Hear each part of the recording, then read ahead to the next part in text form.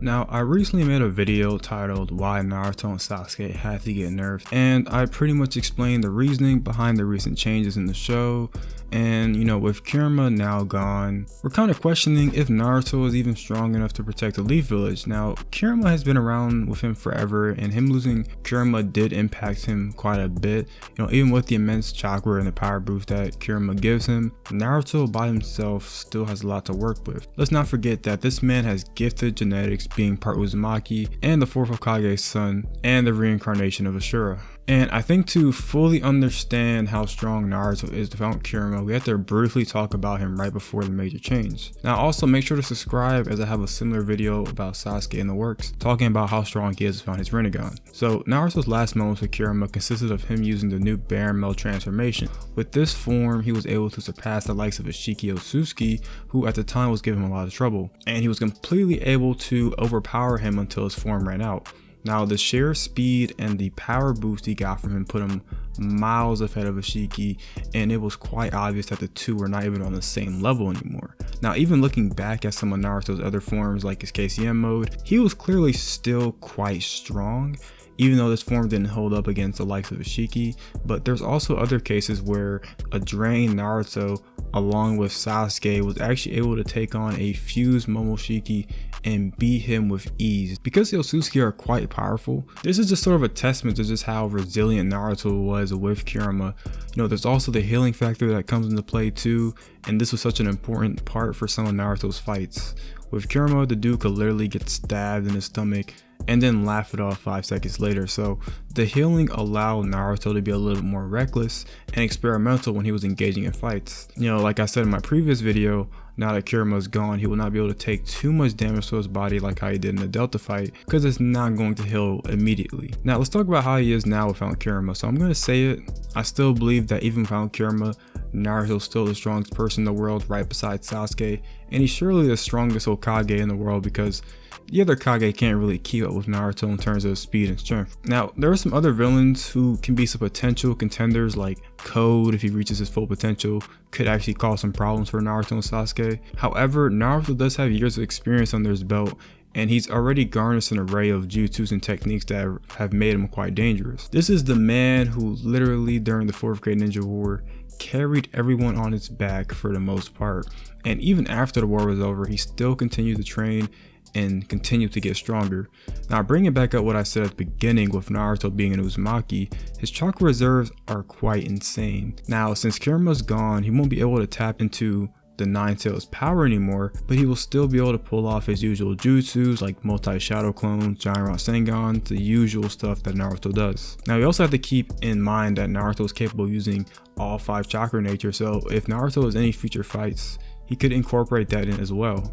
There's also the fact that because he still has the Sage of Six Paths mode, he can get an increased power boost from that as well. And I recently looked at a passage from the Shikamaru novel that takes place after Naruto Shippuden, and it says that because Naruto has a little bit of each tailed beast in his body, he has some of the abilities of the Sage of Six Paths, which means that he does still have it, but I wonder if Kurama being gone would actually affect that at all, but I'm assuming it wouldn't because he still had those other tailed beasts. Because Naruto has been in plenty of fights throughout the years, his combat abilities and battle strategy are great, which is why I think if he fights a little bit more tactical, then I think that even though some enemies might have a slight edge in power over him, it's really the years of experience and training and being able to find your opponent's weak points is what is really going to win fights for Naruto. Naruto is quite smart, and oftentimes we see Naruto fighting, he's kind of able to quickly deduce something about his opponent and then create a counter strategy to overcome them. So Naruto's really nobody to play with. Now, even taking an example, the Barren mode,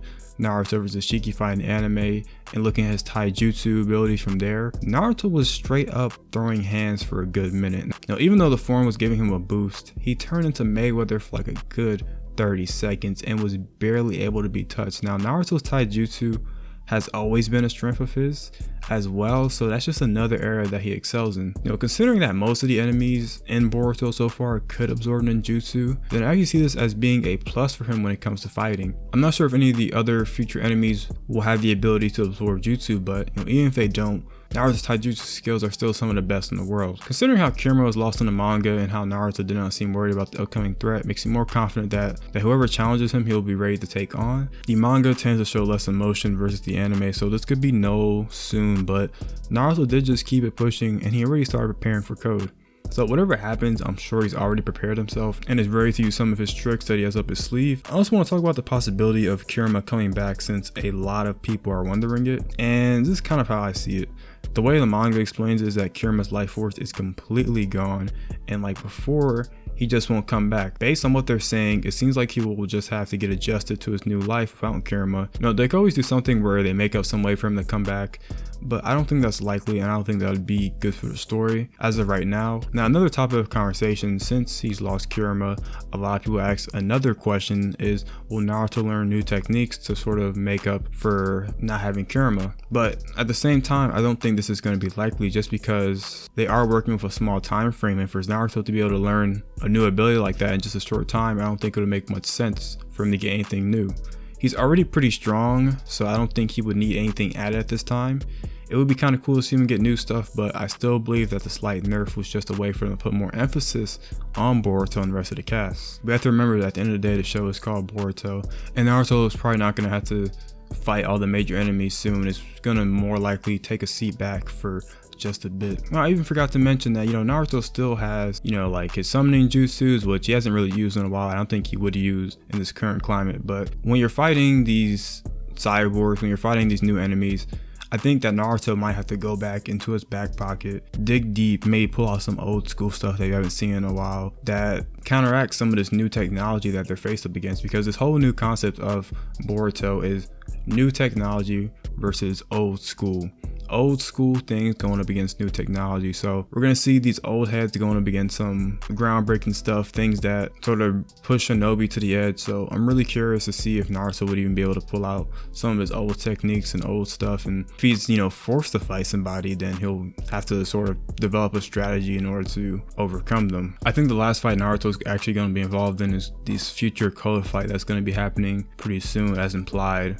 by the manga and anime. So I think whenever that happens and whatever the outcome of that fight is going to be, I think that's where the last Naruto fight is going to actually happen. I think they kind of want to show us how Naruto is without Kurama to kind of give us a good gauge of what his strength is now, as well as how strong Sasuke is without his Rinnegan as well. But that's all I got for you guys today. I'm working on one for Sasuke as well, and we'll hopefully have that one out by next week, so make sure to subscribe for that. Now, I've been doing longer videos like some of you guys requested, and you guys seem to be enjoying them, so I'm going to continue doing those and continue pumping them out. Anyways, hope you all enjoyed. Make sure to like, comment, and subscribe, and make sure to join the Discord, and I'm out.